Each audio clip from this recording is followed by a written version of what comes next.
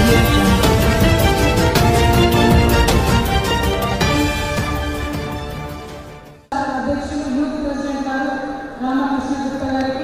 Additional State Secretary garu, State Additional Secretary Gampa Srinivas gariki, State Organizing Secretary Ganesh Gupta gariki, meer garu.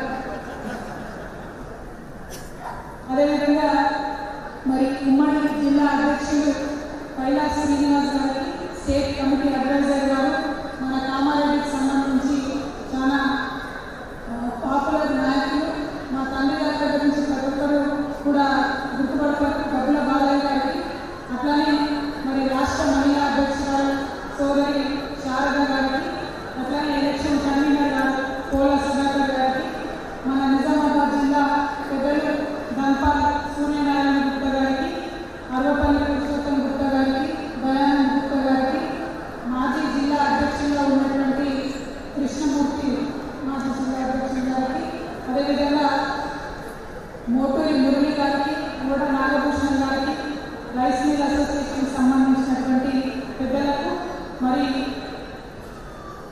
ఇవాళ కొత్తగా ఎన్నికైనటువంటి మన కాచం సత్యనారాయణ గారికి, అట్లనే కొత్తగా ఎన్నికవుతున్నటువంటి సెక్రటరీ గారు మాంకాలి విజయ్ గారికి, ట్రెజరర్ గారు రవికుమార్ గారికి, ఆర్గనైజింగ్ సెక్రటరీ గారు సురేష్ గుప్తా గారికి, మరి జిల్లా మహిళా అధ్యక్షురాలు సోదరి పద్మజ గారికి, జిల్లా యువజన అధ్యక్షులు శ్రీనివాస్ గుప్తా గారికి, వాసవి సేవాదళ అధ్యక్షులు శ్రీధర్ గుప్తా గారికి,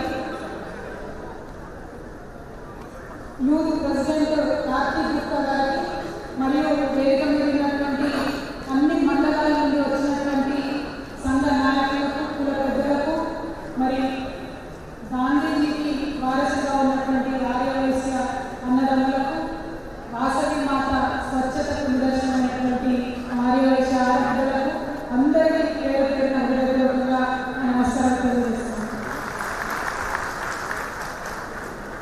ఈరోజు మన మొత్తం గణేష్ విద్యాలయాలకు సంబంధించినటువంటి కుటుంబం గురించి మాట్లాడాల్సి వస్తే వారి కుటుంబం అంతా కూడా సంఘ సేవలో ఉన్నటువంటి సందర్భం. మా మహేష్ అన్న మొత్తం అంతర్రాష్ట్రీయ స్థాయిలో తిరుగుతూ తెలంగాణ వాళ్ళందరూ తీసుకొస్తున్నారు. వారి పెద్దలు పితృ సమానులు అంకులేమో ఇవాళ ఎటువంటి డిస్ప్యూట్ లేకుండా అసలు మాకు ఎన్నికలు ఉండొద్దంటే మీరే ఉండాలని చెప్పి వారి దగ్గర కుల పెద్దలందరూ కూడా వచ్చి ఇవాళ జిల్లా అధ్యక్షులుగా వారిని చేస్తున్నారంటే అందరికీ ప్రజలు చాలా చాలా సంతోషంగా గర్వంగా ఉన్నారు. కుల సంఘాలలో ఇటువంటి సందర్భం అరుదుగా ఉంది. ఎవరో ఒకరి దగ్గరికి వచ్చి మీరే ఉండాలి నాయకత్వం అని కోరుకొని మరి ఒప్పించి మెప్పించడం అనేది చాలా అరుదుగా జరుగుతుంది. వాస్తవానికి మా ఎమ్మెల్యే గారు గణేష్ గుప్తా గారు మరి నాన్నగారి ఆరోగ్యం పట్ల కొద్దిగా ఆలోచనతో ఉంది. ఇటువంటి సందర్భంలో మరి ఇంత పెద్ద బాధ్యత వీరికి అవసరమా అనేటటువంటి ఆలోచన కూడా గణేష్ గుప్తా గారు చేసి, కానీ మరి ఒక సందర్భం వచ్చినప్పుడు సేవ చేసుకునేటటువంటి సమయం వచ్చినప్పుడు తప్పకుండా ఆ బాధ్యతను నెత్తికెత్తుకోవాలని మేమందరం కూడా కలిసి అనుకున్న తర్వాత మరి పదవిని ఈ వయసులో కూడా చేపట్టడానికి వారు దయతో అంగీకరించినారు. మరి వారికి వచ్చినటువంటి ఈ యొక్క అవకాశంతో మన నిజామాబాద్ జిల్లాలో ఉండేటటువంటి ఆర్యవైశ్య కుల బంధువులందరికీ, ముఖ్యంగా అత్యంత పేదరికంగా ఉన్నటువంటి ఆర్యవైశ్య కుల బంధువులందరికీ కూడా తప్పకుండా మేలు జరిగే విధంగా కృష్ణమూర్తి గుప్తా గారితో మేమందరం కూడా అండగా నిలబడి ప్రయత్నం చేస్తామని కూడా ఈ సందర్భంగా నేను తెలియజేస్తాను. నాకు బతుకమ్మ అంటే ప్రత్యేకమైనటువంటి అభిమానం. మరి ఆర్యవైశ్య ఆరాధన కూడా బతుకమ్మ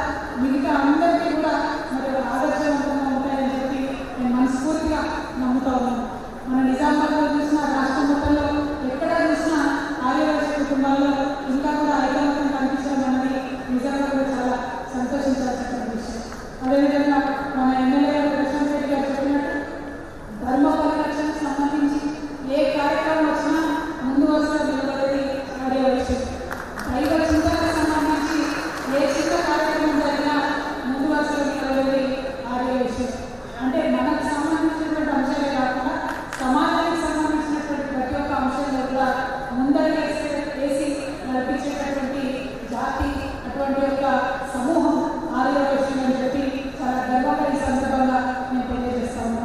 మరి నిజామాబాద్కి గర్వకారణం మొత్తం రాష్ట్రంలో ఎక్కడ కూడా ఆర్య వైశ్యానికి సంబంధించినటువంటి ఎమ్మెల్యేగా లేరు. కేవలం మన నిజామాబాద్ పట్టణ ప్రజలకు మనస్ఫూర్తిగా ధన్యవాదాలు తెలియజేస్తాను. ఇక్కడ నుండి మన గణేష్ గారికి మీరందరూ కూడా డైరెక్ట్ అవకాశం ఇచ్చి వారిని ఇవాళ అసెంబ్లీలో నిలబడి రాష్ట్ర మొత్తం సమస్యలు చెప్పే విధంగా ఒక మంచి స్థానాన్ని కల్పించినారంటే నిజామాబాద్ ప్రజలందరికీ కూడా మనస్ఫూర్తిగా ధన్యవాదాలు తెలియజేస్తాను. అదేవిధంగా గౌరవ ముఖ్యమంత్రి గారు ఆర్య వైశ్యులకు ఎన్నడూ కూడా మరి ప్రాధాన్యత పద్ధతుగా డైరెక్ట్ ఎలక్షన్స్ లో ఇవ్వలేకపోయిన స్థానాలు కూడా ఇండైరెక్ట్ గా ఎక్కడ చేయడానికి అవకాశం ఇస్తే అక్కడ చేయడానికి అవకాశం ఇస్తూ ఎక్కడ మనము అకామిడేట్ చేయగలిగిన రాజకీయంగా కూడా ఆర్య వైశ్యుని ముందుకు తీసుకొచ్చేటటువంటి ప్రయత్నం గౌరవ ముఖ్యమంత్రి గారు చేస్తూ ఉన్నారని కూడా మీ అందరికీ ఈ సందర్భంగా తెలియజేస్తాము. మన ముఖ్యమంత్రి గారి సంగతి మీకు తెలుసు, చాలా హృదయంలోని మనసుతో ఆలోచన చేసేటటువంటి వ్యక్తి. రాజకీయం కోసం కాకుండా తెలంగాణ ప్రజలందరూ కూడా బాగుండాలని ఆలోచించేటటువంటి వ్యక్తి. మన వరంగల్ జిల్లాలో మీ అందరికీ తెలుసు, ఒక ఆర్య వైశ్య పెద్ద మనిషి, తెలంగాణ వారు ఎన్నో సంవత్సరాలు తెలంగాణ కోసం నిరంతరం తలతప్పించినటువంటి భూపతి కృష్ణమూర్తి గారు వారు చనిపోయినప్పుడు కూడా వారికి మొత్తం రాష్ట్ర హోదాలతోని స్టేట్ ఫ్యూనరల్ ఇచ్చినటువంటి వ్యక్తి మన గౌరవ ముఖ్యమంత్రి గారు. వారు ఎన్నడూ ఎమ్మెల్యేలు ఏ హోదాలో చనిపోలేదు, కానీ వారి యొక్క గొప్పతనం వారిలో ఉన్నటువంటి తెలంగాణ పోరాట దక్షతను గుర్తించినటువంటి ముఖ్యమంత్రి గారు కాబట్టి వారికి కూడా స్టేట్ ఫ్యూనరల్ ఇచ్చి గౌరవించుకున్నటువంటి సందర్భం.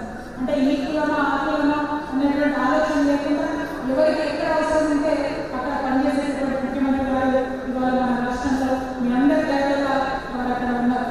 మరి ఆర్య వైశ్యులకు సంబంధించి పెద్ద లక్ష్మీనారాయణ గారు చెప్పినట్టు కుల వాతావరణంలో కూడా చెప్పినట్టు డెఫినెట్గా పేదవాళ్ళు ఆర్య వైశ్యులు కూడా ఉన్నారు. ఆ విషయం ముఖ్యమంత్రి గారు కూడా మొన్న ఈటల రాజేంద్ర గారి దగ్గరికి హుస్నాబాద్ సభ వెళ్ళినప్పుడు చెప్పడం జరిగింది. ఆనాడు వారు అన్న మాట ఏంటంటే అగ్రవర్ణంలో ఉన్నటువంటి పేదలందరూ కూడా మరి వారిని ఆదుకునే విధంగా ఈ ప్రభుత్వం తప్పకుండా ప్రయత్నం చేస్తుందని మీ అందరికీ మళ్ళీ ఒకసారి మాట్లాడిస్తాను. ఒక ఆలోచనగా నేను చాలా గర్వంగా చెప్పాలనే విషయం ఏంటంటే ఇన్ని సంవత్సరాలు ఇండిపెండెంట్ ఇండియా 70 ఏళ్ళలో ఆర్య వైశ్యులకు ప్రభుత్వం నుంచి ఎప్పుడు ₹1 కూడా ముట్టలేదు. కానీ తెలంగాణ వచ్చినాక 2014 నుండి ఇప్పటి వరకు పేద ఆర్య వైశ్యులకు కళ్యాణ లక్ష్మి రూపంలో వందలాది మంది కుటుంబాలకు మాత్రం తెలంగాణలో మనం ప్రభుత్వం నుండి ఆర్య వైశ్యులకు సహాయం చేసుకోగలుగుతాం. అంటే మీకు అర్థమవుతున్నది ఏ విధంగా ఈ ప్రభుత్వం పేదవారి కోసం పనిచేస్తున్నారు. కార్పొరేషన్ డిమాండ్ ఏదైతే ఉన్నదో ఇంకా మిగతా డిమాండ్స్ చాలా మంది పెద్దలు చేయడం జరిగింది. అవన్నింటినీ కూడా తప్పకుండా గౌరవ ముఖ్యమంత్రి గారి దృష్టికి తీసుకెళ్లడం అనేది నా బాధ్యత. తప్పకుండా తీసుకెళ్లి ఆర్య వైశ్య కుల పెద్దలందరినీ కూడా వారితో ఒక మీటింగ్ ఏర్పాటు చేసే విధంగా నా వంతు ప్రయత్నం నేను చేస్తానని ఈ సందర్భంగా మీ అందరూ కూడా మనవి చేస్తాను. మరి మన నిజామాబాద్ జిల్లాకు సంబంధించి అందరూ శాసనసభ్యులు కూడా కోరినారు. మన షకీల్ గారు అయిపోయింది, జిగోజీ గారు అయిపోయింది, ముఖ్యంగా గణేష్ గారు మరి అన్ని మండలాల నుంచి ఇక్కడికి మా కుల బాంధవులు వచ్చినారు కాబట్టి ప్రతి ఒక్క మండలంలో వారికి 10 నుండి 20 లక్షల రూపాయలు కన్స్ట్రక్షన్కి సంఘభవనానికి అవసరపడుతున్నారు.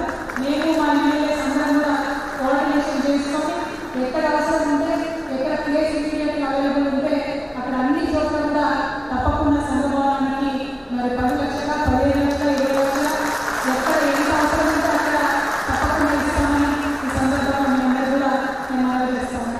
దాంతోపాటు నిజామాబాద్ పట్టణం అనేది నిజామాబాద్ జిల్లాకు గుండెకాయ లాంటిది.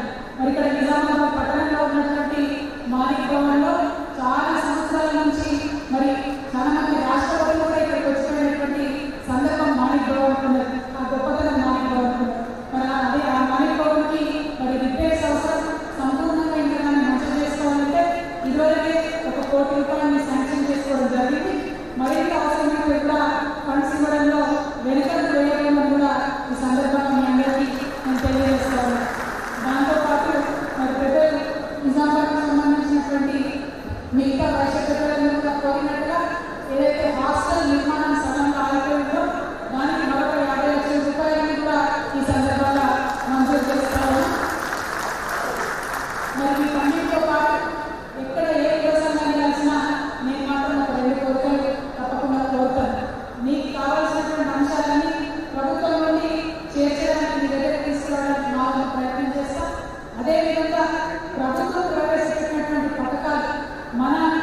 అమలులో ఉన్నటువంటి అత్యంత పేదవారికి ఎవరైతే ఉందో ఆ పథకాల గురించినటువంటి అవగాహన పెంపొందించే విధంగా ఇవాళ నూతనంగా ఎన్నికైనటువంటి బాడీ తప్పకుండా జిల్లా వ్యాప్తంగా కూడా ప్రయత్నాలు చేయాలని చెప్పి నా మొదటి కోరిక కోరుతా ఉన్నా. మరి రెండవది ఏంటంటే వర్షం పడ్డది, జూలై నెల వస్తే మన గౌరవ ముఖ్యమంత్రి గారికి అత్యంత ప్రీతిపాత్రమైనటువంటి హరితహారం కార్యక్రమం కూడా ప్రారంభమవుతుంది. కాబట్టి మన సంఘం తరఫున జిల్లా వ్యాప్తంగా పెద్ద ఎత్తున మరి హరితహారం కార్యక్రమాన్ని చేపట్టవలసిందిగా మీ అందరినీ కూడా నేను విజ్ఞప్తి చేస్తూ ఉన్నాను. మరి మాకు ఇస్తున్నారా? ఒక్కొక్క 2 మొక్కలు మాట్లాడారు తప్పకుండా. Thank you. అందరు చేసేస్తారు మరి బాగుతున్నాను. Thank you. మరి ఇవాళ గౌరవ ముఖ్యమంత్రి గారి ఆధ్వర్యంలో ఈ రాష్ట్రం ప్రగతి బాటలో నడుస్తున్నటువంటి సందర్భం మనందరికీ తెలిసిందే. మరి వారి యొక్క అన్ని ఆలోచనలు ఊతమిచ్చే విధంగా తెలంగాణ ఉద్యమం నుండి ఇప్పటి వరకు వారు వెన్నటి ఆర్యవైశ్య సోదరులను కూడా నిలబడి ఉన్నారు. మరి అదే స్ఫూర్తిని కొనసాగించి ఇక ముందు కూడా ముఖ్యమంత్రి గారి పట్ల టీఆర్ఎస్ పార్టీ పట్ల కూడా మీ అందరి ఆశీర్వాదాలు ఉండాలని మనస్ఫూర్తిగా కోరుకుంటూ మళ్ళా ఒక మా పితృ సమానమైనటువంటి కృష్ణమూర్తి గుప్తా గారు ఇవాళ జిల్లా అధ్యక్షుడిగా ఎన్నికవడం వారికి సంపూర్ణంగా భగవంతుడు ఆయురారోగ్యాలు ఇవ్వాలని చెప్పి ప్రతి ఒక్కరికి సంబంధించినటువంటి పనులన్నీ కూడా వారి ఉత్సాహంతో చేయగలిగేటటువంటి శక్తి సామర్థ్యాలు వారికి భగవంతుడు ప్రసాదించాలని చెప్పి మరి వారి యొక్క ఓపికలో వారి యొక్క ఆలోచనలో మా సువర్ణమ్మ గారి పాత్ర ఉంటుంది. వారికి కూడా భగవంతుడు సంపూర్ణంగా ఆయురారోగ్యాలు ఇవ్వాలని చెప్పి కోరుకుంటూ నేను మీ అందరి దగ్గర కూడా సెలవు తీసుకుంటా ఉన్నాను. Thank you. జై తెలంగాణ, జై వాసవి.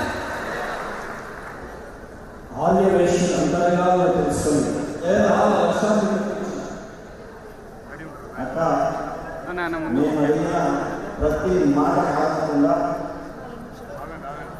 ఏ మాట మేము అడిగినామో జిల్లా వ్యాప్తంగా ప్రతి మండలానికి మా ఎమ్మెల్యే సోదరులు కలిసి ఒక 10-20 లక్షల రూపాయలు ఇవ్వాలని చెప్పినాం. మరి అందరూ కూడా ఇస్తామని ముందు వచ్చిన మీకు మా మనస్ఫూర్తిగా నేను ధన్యవాదాలు తెలుసుకుంటూ అదేవిధంగా మా మూడు బాలకృష్ణ గారు ఎప్పుడూ వారి ఇతరులను కూడా మీరు ఎంతో మీరు 10 లక్షలు 20 లక్షలు సహాయం చేస్తామనుకున్నాను, కానీ 50 లక్షల దేశాన్ని వచ్చినందుకు ఇంకా ధన్యవాదాలు తెలుసుకుంటూ మరి అదేవిధంగా స్కూల్ని కూడా నూతన వైశ్య పాఠశాల కూడా మీరు ముందుకు తీసుకుంటున్నారు. మరి దాన్ని కూడా ధన్యవాదాలు తెలుపుతా ఉన్నాను. మరి కార్యక్రమానికి వచ్చేసిన వచ్చేసినటువంటి వైశ్య సోదరులందరూ వైశ్యేతర సోదరులందరూ పేరుపైన నమస్కరిస్తూ మరందరూ భోజనానికి వెళ్ళాల్సిందిగా కోరుతా ఉన్నాం. జై వాసన్నత. దయచేసి ప్రమాణ పత్రాలు కొన్ని ఏదైతే తీసుకున్నారో వాళ్ళందరూ చేయించబడుతుంది. కాబట్టి అందరూ కూడా ఉండాలి. అతిథులు పోయిన తర్వాత ఈ కార్యక్రమం కొనసాగిస్తున్న దయచేసి వివిధ మండలాల నుండి విచ్చేసిన సోదరి సోదరులకు vice president, secretaries, state secretaries అందరూ ఇప్పుడు ప్రమాణ స్వీకారం చేయాలి. దయచేసి ప్రజాప్రతినిధులు వాళ్ళ టైం సరిపోవడం వల్ల మనం ఉండి మనం ప్రమాణ స్వీకారం చేసుకున్నాము. దయచేసి సహకరించాల్సిందిగా కోరుతున్నాను.